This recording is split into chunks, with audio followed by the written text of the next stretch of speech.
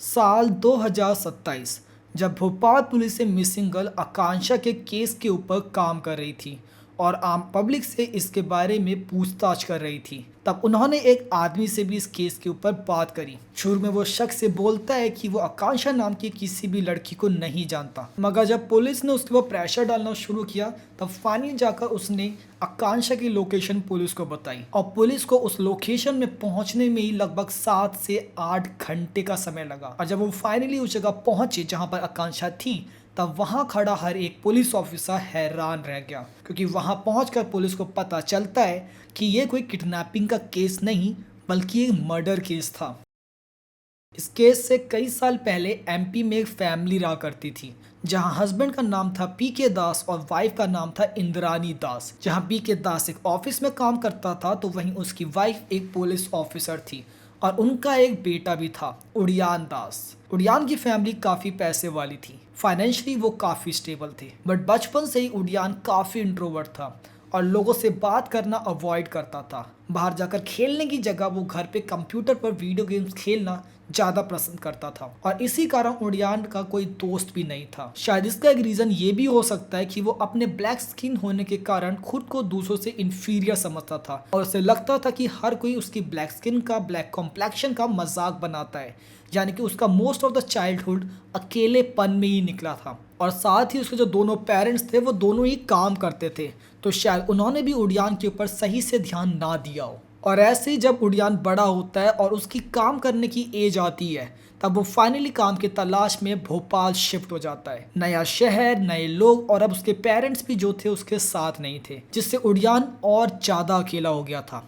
लेकिन Uddiyana social media में काफ़ी ज़्यादा एक्टिव था और ऐसे ही एक दिन उसकी मुलाकात आकांक्षा से होती है, जो वेस्ट बंगाल में रहती थी। और सोशल मीडिया में बात करते करते उनके बीच में इतनी गहरी बॉन्डिंग हो गई थी कि आकांक्षा अपनी फैमिली से झूठ बोल के उसकी फॉरेन में जॉब लग गई है, भोपाल में उड़ियान से मिलने आती है और वहीं उसके साथ लिव इन में रहना शुरू कर देती है। और शुरू में हर एक कपल की तरह सब कुछ बहुत बढ़िया चल रहा था, मगर बाद में जब आकांक्षा उड़ियान से शादी की बात करती है तो उड़ियान उसकी इन बातों को इग्नोर किया करता था। मगर जैसे जैसे समय बीतता गया वैसे वैसे आकांक्षा को उड़ियान के कुछ गहरे काले राजों के बारे में पता लगने लगा था। तो वहीं दूसरी तरफ उड़ियान को भी ऐसा लगने लगा था कि मानो आकांक्षा जो है उसके ऊपर चीट कर रही है और इसी कारण दोनों में लड़ाई शुरू होने लगी थी। और ऐसे ही जब एक दिन दोनों के बीच कॉन्फ्लिक्ट काफ़ी ज़्यादा बढ़ने लगा तो फाइनली आकांक्षा ने वापस अपने घर जाने का फैसला किया। 18 जुलाई 2016 को आकांक्षा भोपाल से वेस्ट बंगाल की एक टिकट को बुक करती है और 15 जुलाई को अपनी फैमिली को काफ़ी टाइम बाद कांटेक्ट करके बताती है कि वो वापस घर आ रही है।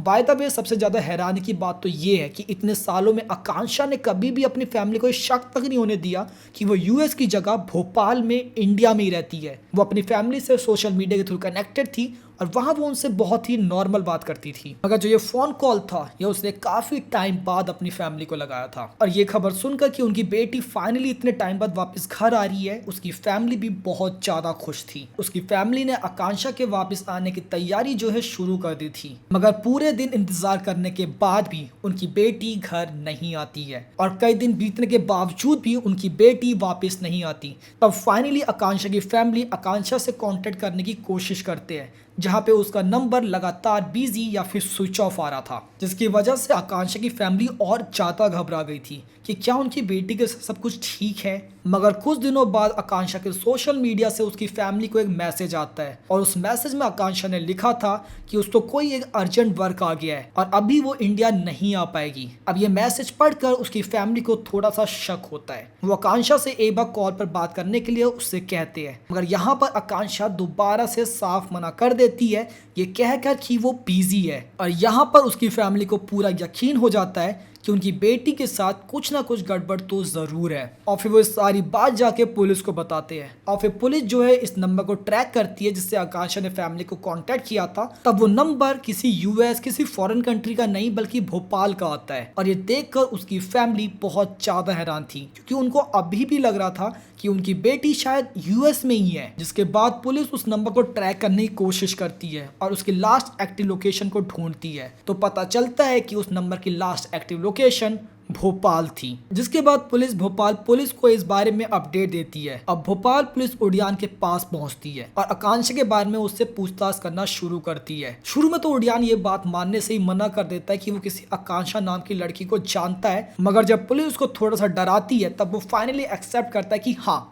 वो आकांक्षा को जानता है और वो उससे सोशल मीडिया के थ्रू ही मिला था। और जब पुलिस उससे पूछती कि आखिर आकांक्षा कहाँ है, तब उड़ियान कहता कि वो तो यूएस में है। लेकिन अब तक पुलिस को उस पर काफी ज्यादा शक हो चुका था और जब वो उससे स्ट्रिक्टली इस बारे में और पूछते हैं तब फाइनली उड़ियान एक्सेप्ट करता है कि उसने आकांक्षा का मर्डर कर दिया है। वो बताता है कि कैसे वो आकांक्षा से सोशल मीडिया के थ्रू मिला था और कैसे वो एक दूसरे को पसंद करने लगे थे, मगर बाद में उसे ऐसा लगने लगा कि मानो आकांक्षा उस पर चीट कर रही है। और ऐसे ही जब एक दिन दोनों में बहस बहुत ज्यादा बढ़ गई तब उसने आकांक्षा के मुंह पे पिलो ढक उसका दम घोट उसको मार दिया। और फिर फाइनली वो पुलिस को आकांक्षा की बॉडी की लोकेशन बताता है जो कि उसी का रूम था। आकांक्षा को मारने के बाद उड़ियान मार्केट से सीमेंट लेकर आता है और आकांक्षा को एक बक्से के अंदर डाल उसको पूरा सीमेंट से भर देता है और फिर कुछ टाइल से उस बॉक्स को घर पर ही एक कोने में सेटल कर देता है, जैसे मानो वो कोई शेल्फ हो जिसमें सामान रखा जाता हो। और उसको देखकर कोई ये बात सोच भी नहीं सकता था